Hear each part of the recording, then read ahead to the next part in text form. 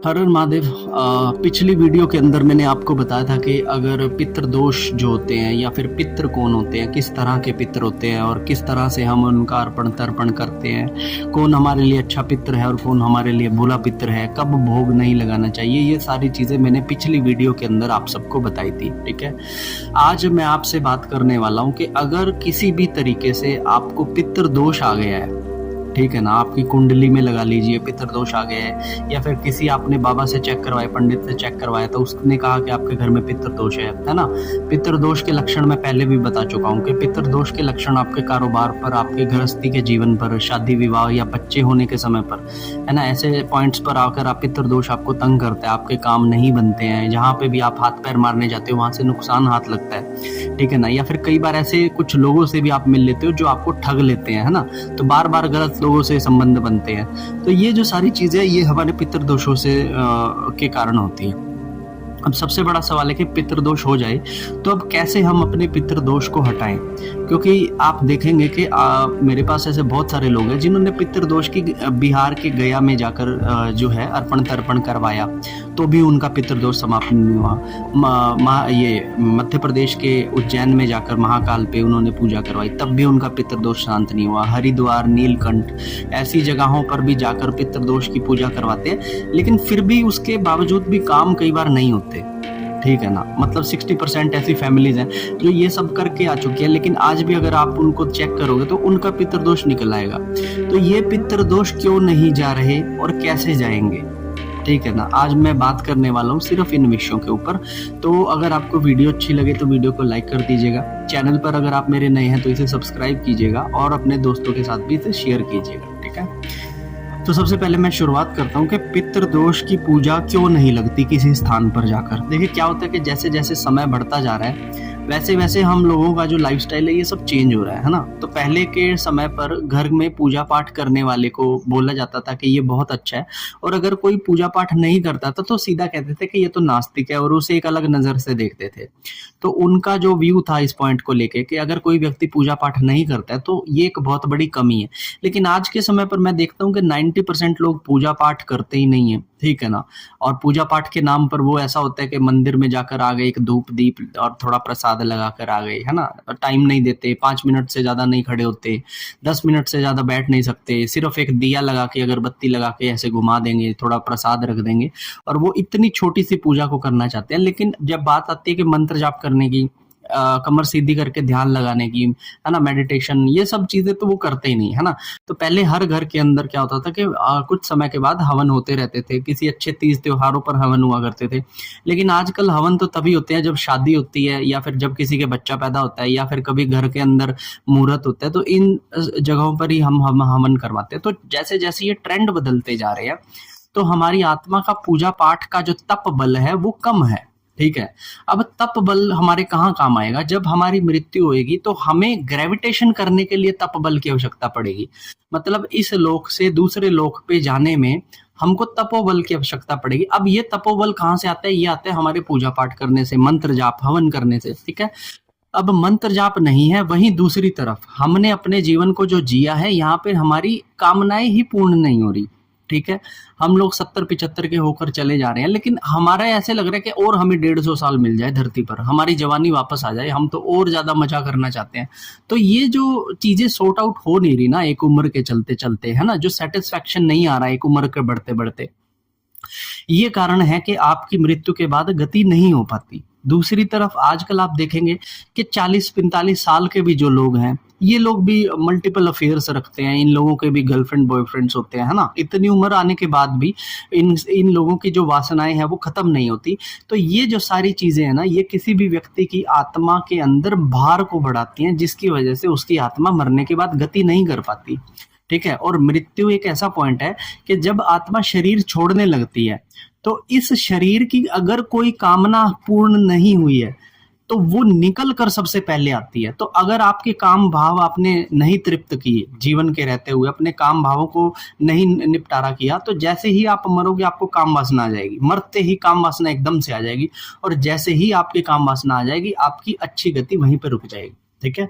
जैसे ही आप मरोगे, आपको आपका जो भी प्रॉपर्टी का विवाद था, पैसे था, फैक्ट्री, मकान, दुकान जो भी था, पत्नी को छोड़कर जाने का गम, बच्चों को छोड़ के जाने का गम, ये जो मोह माया जो आप नहीं छुड़ा पाए जिंदा रहते हुए, ये सारी चीजें एकदम से आपके सामने आ जाती हैं और अब वहां पे आपका भार बढ़ जाता है। अब ठीक है, आप नहीं गति कर पाए, कुछ समय के बाद आप अपने ही परिवार को दूषित करने लगे, और जब दूषित करने लगे तो किसी ने सलाह दे दी कि पितृदोष की पूजा करवाओ। अब पितृदोष की पूजा करवाने वहां पर गए तो पितृदोष का जो शास्त्रीय वर्णन हमारे गरुड़ पुराण के अंदर किया गया है वो ये किया गया है कि जब हमारी पूजा पाठ में या फिर किसी रिचुअल के अंदर, किसी कर्म कांड में कोई गलती लग जाए या फिर कोई मिस हो जाए चीज, तो पितृदोष का निवारण आप करवा दो, वहां से आपकी सारी गलतियां माफ हो जाएंगी और आपके जो पितृ है उसकी आत्मा को गति दे दी जाएगी। लेकिन अगर आपके पितृ की आत्मा में काम वासना है, अगर आपके पितृ की आत्मा में बहुत सारा मटीरियलिज्म अभी भी भरा पड़ा है, तो फिर तो भगवान भी कुछ नहीं कर सकते, क्योंकि भगवान ने आपको पूरा समय दिया था धरती के ऊपर। तो इन चीजों को डिसॉल्व करने की बजाय आपने तो इनके अंदर ही तैरना सीख लिया, तो जब आप जाने का समय आया तो आप इससे अपने आप को छुड़ा ही नहीं पाए। तो ऐसे में आपके गया में की गई पिंडदान, ठीक है, उज्जैन में की गई पूजा, है ना, नीलकंठ में, हरिद्वार में की गई पूजा, इनका फल आपको कभी लगता ही नहीं है। ठीक है, ऐसे में हमको क्या करना है, ऐसे में अब इसी वजह से, मतलब ये एक पॉइंट हो गया जिसकी वजह से आपको ये पता लग गया कि लोगों का जो पितृदोष है वो यहाँ पर जाने के बाद भी खत्म क्यों नहीं होता है। ठीक है, अब सबसे बड़ा सवाल आता है कि जब किसी का पितृदोष आता है तो वो मुझसे पूछते हैं कि भैया कोई उपाय बताइए पितृदोष करने का। अब क्योंकि बहुत सारे पंडितों ने ऐसा यूट्यूब पर वीडियोज बनाकर चीजें बता दी हैं कि पितृदोष हो तो यहाँ पूजा करवा लीजिए, यहाँ पूजा करवा लीजिए, लेकिन पूजा से तो वो जा ही नहीं रहा ना, पूजा करने से तो वो चीजें जा ही नहीं रही। तो हमको यहाँ पे प्रॉब्लम हो जाती है कि भाई हम पूजा करते हैं लेकिन हमारी पूजा लगती नहीं है, हमारा विश्वास ही खत्म होने लग जाता है। तो पितृदोष आपको मैं बता दूं क्या उपाय है इसको हटाने का। ठीक है, सबसे पहले एक चीज सुन लीजिए कि पितृदोष मतलब कि एक जो आपका पितृ है वो प्रेत रूप के अंदर धरती पर ही रह गया है। ठीक है, उसकी गति नहीं हुई है, जिसकी वजह से वो अपने परिवार को परेशान कर रहा है। अब वो गति कैसे पाएगा, जब उसकी आत्मा से वासनाओं को कम कर दिया जाए और एक तपोबल उसकी तरफ ट्रांसफर कर दिया जाए, तो उस तपोबल से वो आत्मा अपना अच्छा ग्रेविटेशन कर ले। ठीक है, पितृ मलिन हो जाते हैं यहाँ पे रहते रहते, ठीक है ना, उनको और ज्यादा मतलब कुसंगतियां और बुरी चीजें घेर लेती हैं, तो वो लिप्त होते जाते हैं। ठीक है, क्योंकि जीने के पहले और जीने के बाद में, मृत्यु के बाद में जीवन अलग तरीके से चलता है। तो यहाँ पर क्या होगा कि हम लोग अगर सिर्फ पूजा पाठ करेंगे तो पूजा पाठ करने से ही उसकी आत्मा को तृप्ति मिलेगी। अगर आप चाहते हैं कि आपका पितृदोष पूर्ण रूप से हटे, तो मैं आपको बताता हूँ कि आप दिन के अंदर, मैं आपको बताता हूँ, आप मात्र और मात्र 90 दिनों के लिए एक रूल बनाइए। 90 दिनों के अंदर आपको करना क्या है, सुबह शाम पितरों के नाम से आपको सुबह शाम 3-3 माला आपको किसी भी मंत्र का जाप करना है। कोई भी वैदिक मंत्र आप चुन सकते हैं, है ना, भगवान शिव का ले लीजिए, विष्णु जी का ले लीजिए, हनुमान जी का ले लीजिए, राम जी का ले लीजिए, कृष्ण जी का ले लीजिए, जहां पर आपकी सबसे ज्यादा मन ठुकता है वहां वो मंत्र आप लेकर उस मंत्र का 3-3 माला सुबह शाम लगातार 90 दिनों की साधना लेकर आप इसको करिए। ठीक है, इन 90 दिनों में आप लहसुन प्याज को अवॉइड कीजिएगा।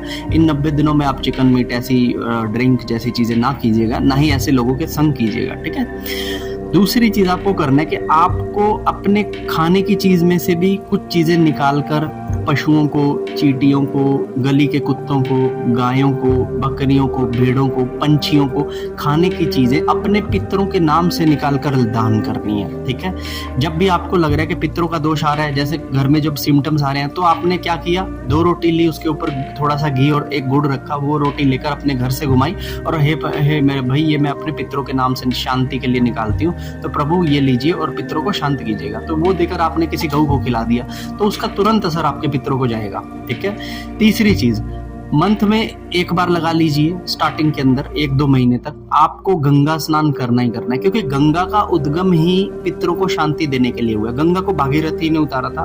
गंगा धरती पर आने के बाद महादेव के सर से गिरी थी, सर से जटाओं से बहते हुए वो गंगा निकली थी। ठीक है ना, तो वो उसका जो उद्गम है वो पितरों की शांति के लिए। तो आप गंगा का स्नान जरूर करें। स्टार्टिंग के अंदर आप 1-2 महीने तक आप प्रति महीने 1 दिन जाकर गंगा का स्नान करें। अगर आप नहीं जा सकते तो गंगा जल अपने घर लेकर आइए और अपने नहाने की बकेट के अंदर गंगा जल इसी मान से रखिए कि हे गंगा माँ, तेरे जो भी तत्व हो वो मेरे इसी पानी के अंदर आ जाए, ताकि मैं इनसे स्नान करके मैं तृप्ति को प्राप्त करूँ। ठीक है, ऐसा करने से आपका जो तपोबल होगा वो बढ़ना शुरू हो जाएगा। ठीक है, तीसरी चीज आप ये करेंगे कि अपने पितरों के नाम से आप हवन करेंगे या करवाएंगे।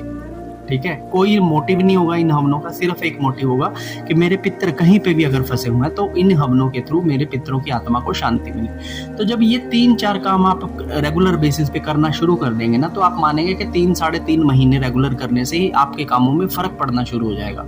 अब आपको यहाँ पे किसी पंडित की, किसी एस्ट्रोलॉजर की आवश्यकता नहीं पड़ेगी, क्योंकि पितृ दोष एक ऐसा दोष है जहाँ पर एक हाथ से ताली कभी नहीं बजती, ठीक है ना। आपको दोनों तरफ से मेहनत करनी पड़ेगी, जो पंडित है वो भी मेहनत करे और आप भी अपनी तरफ से मेहनत करें, तब आपका पितृदोष बहुत आसानी से चला जाएगा, ठीक है ना। तो ये मैंने एक आपको उपाय बता दिए, और किस तरह से मतलब जो पितरों का है जो वो नहीं मंदिरों में काम कर रहे हैं, ठीक है ना। इन दोनों चीज़ों पे आप जरा गौर कीजिएगा।